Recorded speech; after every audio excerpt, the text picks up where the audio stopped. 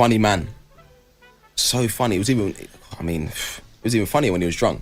It was even funnier when he was drunk and that. But do you know what?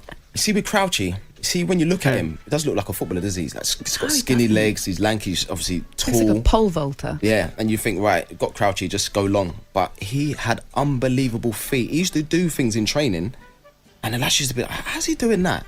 Like the size and stuff like that. Big, long Puma boots, and he's doing all these tricks and stuff, and he's doing overhead kicks and stuff like that. You're thinking, oh, he's like skinny, he's gonna sort of like snap something. But he was what a guy, and for me, like we just had that sort of like an understanding, and yeah, it was. I mean, he was brilliant. I remember we went to obviously everyone knows about the football stuff and that, but I remember we went to Harry pulled us in, and he said, right lads, we don't want you to have a Christmas do because you need to focus on all that sort of stuff, and that is so important. He said, I don't understand players going out having Christmas do's and stuff like that. Just have a glass of wine with your wives or girlfriends or your families or whatever it is. Stay at home. Yeah, cool, gaffer. So we decided to go to Ireland. We decided to go to Ireland and that. And I remember thinking, how are you going to go to Ireland and try and hide in a club somewhere or do something? You got Crouchy there. Do you know what I mean? It's like you can't hide when Crouchy's there. Do you know what I mean? And he's a bit lively as well on the dance floor when he's had a few drinks.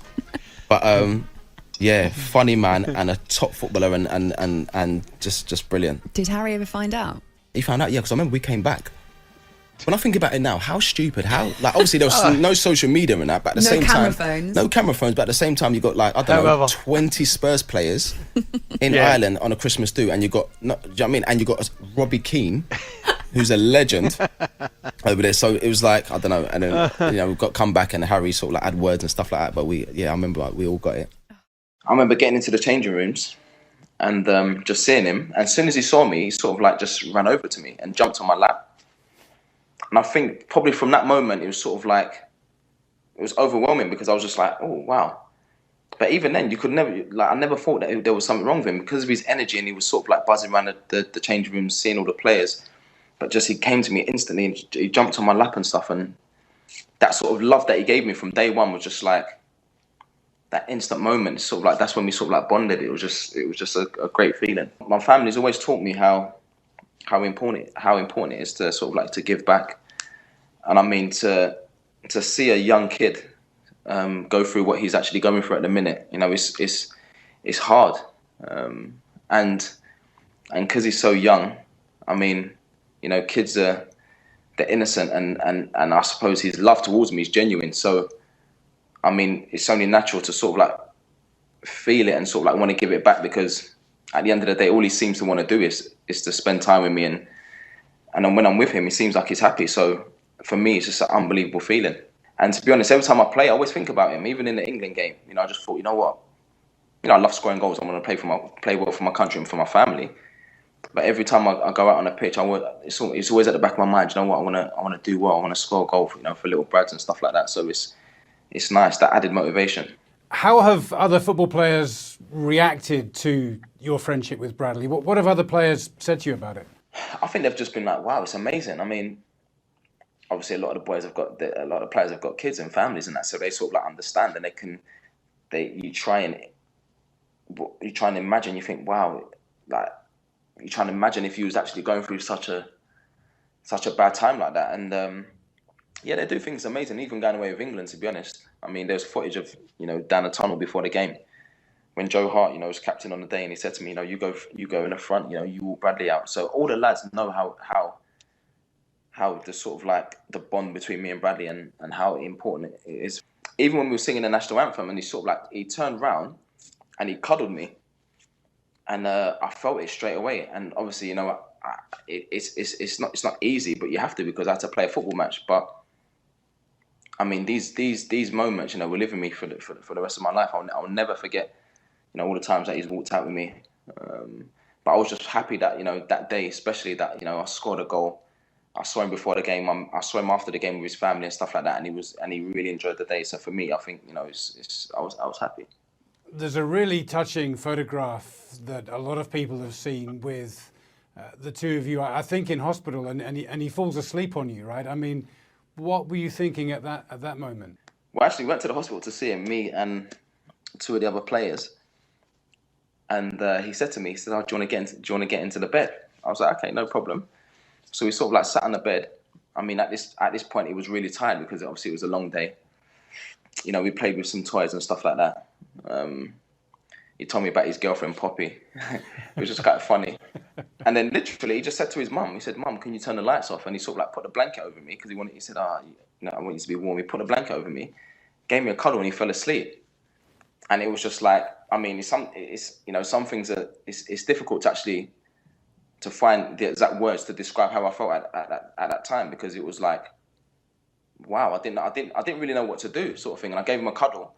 I just felt good. I don't know. It was just difficult to explain it, but it was just a great moment. And to be honest, I didn't want to leave because, I mean, to make any child sort of like happy, I love kids and stuff. I've got a big family. But, someone like that who's going through what he's going through, and, he just wanted a cuddle and he fell asleep and he was happy and content in that moment.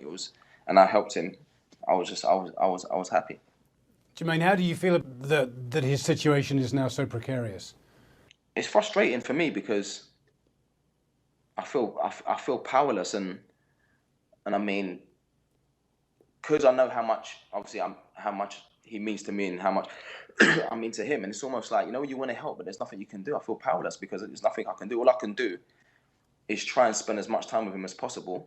I was on the plane going to Marbella, and I remember a few days before that I saw Bradley. Gemma phoned me, his mum, and said, I think like he could go anytime. Yeah. I said, Gemma, come in now. This was like midnight. Got in my car, drove to the house. I was in bed with Brad's, and I just sat there in it. I held him. I was there for like a few hours, and Gemma goes, well, you might as well obviously just get home, get some sleep, blah, blah, blah. Anyway, signed for Bournemouth. My phone just started going off. So what's going on? Someone phoned me. Hi, Jermaine, some BBC News, blah, blah, blah. How do you feel about Bradley passing? I said, I put the phone down, and I was so angry, and I thought, how's this person got my number? How can they just phone me? How can they how I feel? How can you phone me and say to you, how do you feel? The funeral, when would you ever see? Right? I said to someone, when would you ever see? Because I know the rivalry, Geordies and Mackham, it's just crazy, right? I remember standing at the funeral, it was like Notting Hill Carnival. It was packed, the streets. I remember looking, and I see Newcastle fans and Sunderland fans standing together. Newcastle shirt and Sunderland shirt.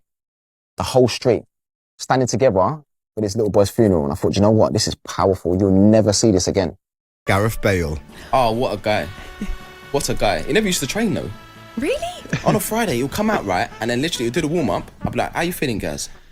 Obviously, big player for us. How you feeling? Hamstring. So what do you mean? Jay, I'm going to do the rondos, and I'm going to do the warm-up and that, but then I'm going to just sort of like, we used to do young v old, under AVB, young v old, and then he'd just be on the side. He was laid down on the side and watch it. And I'd be like, what's wrong with this guy? Then we'd go in, he'd be on the massage bed for 2 hours. It would get a massage, and it would get like just releases, like all the trigger points and all that sort of stuff. I say to the lads, like, what's wrong with him? And then the next day, in the morning, how you feeling, guys? He'll go out and he's like a machine. Like literally, he's like a machine. He used to get it and just knock it past people and just run. Remember, he used to try and keep up with him and just get in the box and that. But he's a nice guy as well, loved his golf. Really good in the change rooms with the lads. Just nice, humble family man, but never used to train. What ratio from golf to training do you think it was? How much did he play golf versus training? Probably back then he was obviously, he had those 2 seasons where it's phenomenal. Yeah. But I suppose because I ain't played golf for years. But probably obviously left train. I think no, actually he bought one of those. The golf simulators? Yes, he bought one of those. In his the club? Or in his house? Got one, and he had one in the house. No so he probably way, weren't training. He was rushing home and doing that. But I let him off though because he scored 22 goals and he was unbelievable. He did it right. So, Fabio Capello, what a guy! So basically, we played against Brazil away, right? It's funny. So we was at the Grove Hotel. So we had a game. So he's come in, right, and I remember. We've done 11v11, so I just kept running in behind, playing in between the two centre halves. Me being smart, because I thought about all the old school Italian forwards, Inzaghi's and all these sorts of forwards that used to sort of like just run in behind. Yeah. So I used to do that. He used to come on the side of the pitch, thumbs up, keep doing that. Okay. So I thought, right, I need to go to the World Cup. I'm gonna keep doing that. He loved it, scoring goals. Anyway, so we played against. I can't remember who it was against. So it was at the Grove Hotel. So. I don't know, so I remember sitting in a room. I thought, right, we've got a meeting at 7 o'clock, dinner's at 8. Obviously, the meeting is put it early, say, I don't know, maybe 6:45, but I didn't know. So anyway, so I've come down, so I'm walking down, and this is Fabio Capello. Everyone was scared of him anyway. So I remember walking down, I got outside the meeting room, everyone was coming out. Law. My heart started beating. You know, it was like I was at school, right? My heart started beating. Everyone's walking out and I was flustered, I was confused. So I've walked in, I was like, boss, I'm sorry. He said, you're sorry? So I'm standing like a little kid, all the staff at the back of the room. Sorry. He said, what time do you think this is? I said, sorry, boss. He said, it's unacceptable. He said, when you go for dinner with your family, do you make them wait? I said, nah, boss. He said, get out, go to dinner. And I walked out like a little kid and that. Never late again. Never late again. So I remember coming out, went into dinner, speak to the lads. The boys were laughing, and then Ashley Young said to me, JD, he said, I was late as well. I come just before you. But at least he was late, and he caught a little bit. I missed the meeting completely. Tell me, Jermaine, were there one or two of the boys coming out laughing as well, knowing that you were going to get into a bit of trouble? And you know what? And the thing is as well, I thought to myself, why didn't anyone message me? Why did someone message me and say, JD, like, the meeting, do you know what I mean? Spot on, man. Why would you not message me? I'm with you, mate. Yeah. It's like, I can't remember who the forwards were, but to be fair, if it was me, I don't know, for instance, if it was Benty. Of course you would. You'd have said, where are you, mate? If I'm competing against Benty, and I won't message him, because I feel like, you're not going to play. I'll be saying to the gaffer, I'll say, Gaffer, that's unacceptable. He can't be late. Wait, man, I think it was Benty that brought the meeting forward, you know. I think he done it. Toronto, so mate. How did you find that? Is it true Drake was involved in this? Listen to this one then.